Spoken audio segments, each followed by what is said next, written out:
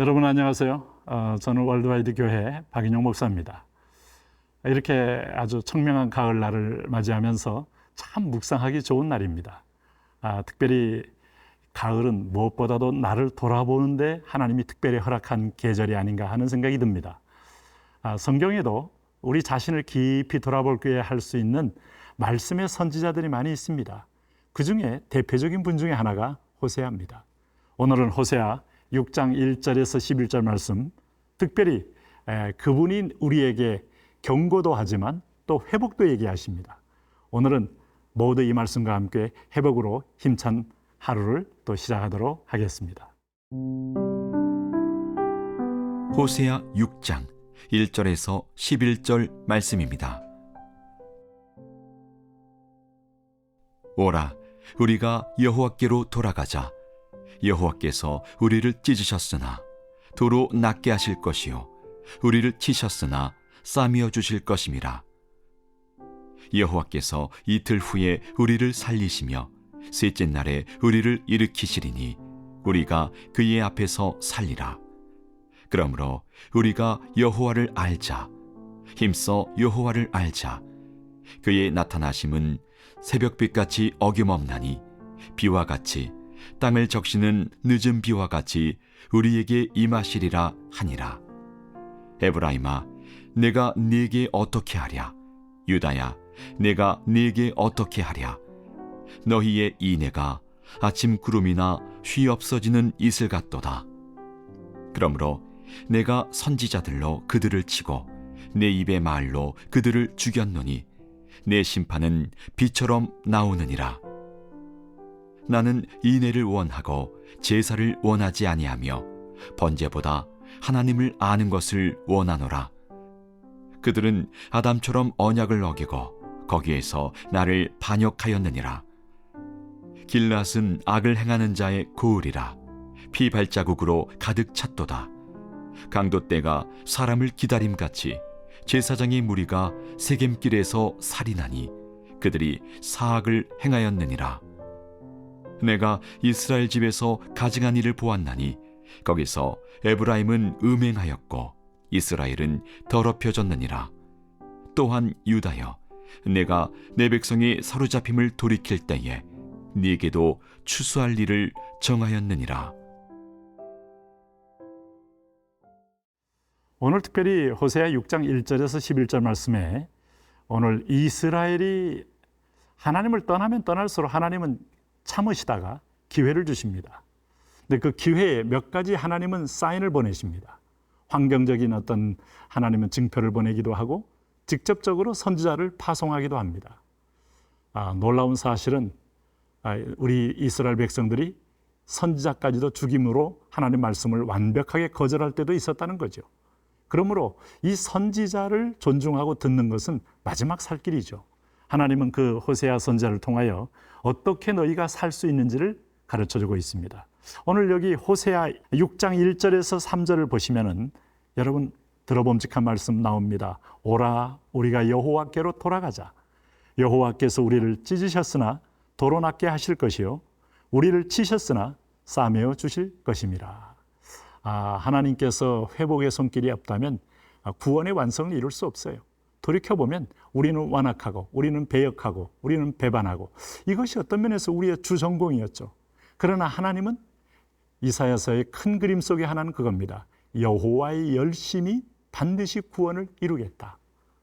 돌이켜보니까 태초에 창세전에 우리를 택하신 그분은 사랑 때문에 택했고 우리와 맺은 계약도 1대1의 행위 계약이 아니에요. 은혜 계약이지. 하나님이 은혜로 참으시고 기회를 주시는 계약입니다. 그 은혜의 하나님이 우리가 돌아가기만 하면 오늘 우리를 도로 낫게 하실 것이요 치셨으나 싸매어 주실 것이라고 말씀하고 있어요. 무엇보다 여호와께서 이틀 후에 우리를 살리시며 셋째 날에 우리를 일으키시리니 우리가 그의 앞에서 살리라. 하루하루의 삶은 하나님의 회복의 손길이 임하는 날이라 이 말입니다. 그러므로 이 하나님의 사랑을 신뢰하고 돌아간다는 것은 여러분 마지막 하나님의 부름 앞에 우리가 순종하는 길입니다. 자, 그러므로 한 가지 기억해야 됩니다. 우리가 하나님의 손길만 보지 마시고 심판만 보지 마시고 징계만 보지 마시고 또 내가 뭘 얻었나 하는 것들 깨닫지 못한 상황에 보면 나는 하나님께 감사할 일이 별로 없어 할 때 사단은 그 불평을 통하여 시험으로 들어옵니다. 그럴 때 3절 말씀에 잘 기억해 보십시오. 그러므로 우리가 여호와를 알자. 힘써 여호와를 알자. 그의 나타나시면 새벽빛같이 어김없나니 비와 같이 땅을 적시는 늦은 비와 같이 우리에게 임하시니라. 하나님의 마음을 아셔야 돼요. 바울이 누가 주의 마음을 알아 주를 가르치겠느냐 그 말도 했어요. 하나님의 성령은 하나님의 깊은 것을 통달하게 해요.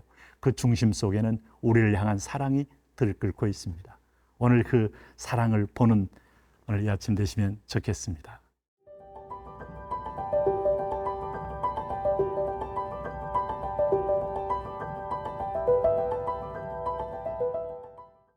네, 우리 하나님께서 이렇게 우리를 돌아오도록 넓은 두 팔을 벌리면서 늘 기다리지 않습니까? 누가복음 15장에 집 나간 탕자를 기다리는 아버지 마음은 지금도 동일한 우리 하나님 아버지의 태도요, 마음입니다. 자, 내 백성을 다시 한번 회복시키기 위한 아버지의 사랑 앞에 백성들은 어떻게 반응합니까? 특별히 오늘 4절부터 보시면은 에브라임아 내가 내게 어떻게 하랴? 유다야 내가 내게 어떻게 하랴? 너희의 인내가 아침 구름이나 쉬 없어지는 이슬 같도다. 그러므로 내가 선지자들로 그들을 치고 내 입의 말로 그들을 죽였노니 내 심판은 비처럼 나오느니라. 다시 말하면 진정으로 하나님 앞에 돌아갈 기회를 얻었지만 이들이 너희의 인애가 아침 구름이나 쉬 없어지는 이슬같이 하나님의 사랑도 깨닫지 못하고 이들도 하나님을 사랑하지 않아요. 그리고 무엇보다도 나는 인애를 원하고 제사를 원하지 아니하며 번제보다 하나님을 아는 것을 원하노라. 하나님을 알지 못한다는 겁니다. 하나님의 깊은 마음을 알고 그분의 전능한 공의와 사랑의 두 손길을 안다면 돌아가는 게 최선의 정책임을 알죠. 인생 살면서 저는 예전에 영어 교과서에 나왔던 그 한 구절이 저의 마음을 흔들고 있어요. The honesty is the best policy. 정직은 최선의 정책이다. 하나님 마음 아닙니까? 솔직히 하나님께 무릎 꿇고 솔직히 돌아가는 것. 그거 외에 어떤 인간의 회피와 도망이 의미가 있습니까? 요나가 될 것입니까? 아간이 될 것입니까? 그래서 돌아가는 것이 회복의 최선의 첩경입니다. 그럴 때 이들은 하나님을 알지도 못해요. 그리고 7절 보시면 그들은 아담처럼 언약을 어기고 거기에서 나를 반역하였느니라. 아담처럼 현실의 눈에 어두웠다는 거예요. 이생의 자랑에 보암증 먹어증한 것에 마음이 빼앗겼다는 겁니다. 그리고 어떻게 그들은 살았습니까? 그들의 한 행위는 타락한 행위로 열거되는데 길르앗은 악을 행하는 자의 고울이라 핏 발자국으로 가득 찼도다. 약탈하고 취하면서 하나님 백성으로 살 방식이 아닌 방법으로 그들은 강도떼가 됐다는 거예요. 9절에 그 표현 쓰지 않습니까? 강도떼가 사람을 기다린 같이 제사장의 무리가 세겜길에서 살인하니 그들이 사악을 행하였느니라. 참 놀라운 사실은 제사장의 무리라고 말했어요. 레위 지파가 말씀을 반포하고 하나님께 예배를 드릴 두 가지 사명을 가진 무리들까지 세겜에서 살인한 것이 뭡니까? 그들은 약탈하는 강도가 됐다는 겁니다. 내가 이스라엘 집에서 가증한 일을 보았나니 거기서 에브라임은 음행하였고 이스라엘은 더럽혀졌느니라. 하나님이 북이스라엘 전체를 보면서 어떠한 가능성을 보지 못할 만큼 살인이 있었고 행음이 있었고, 여러분 결과는 뻔한 겁니다. 죄익사은 사망입니다. 유다여 내가 내 백성의 사로잡힘을 돌이킬 때 내게도 추수할 일을 정하였느니라. 오늘 사사기의 거울은 오늘 우리를 어떻게 할 것이냐를 묻고 있습니다. 돌아가시기를 바랍니다.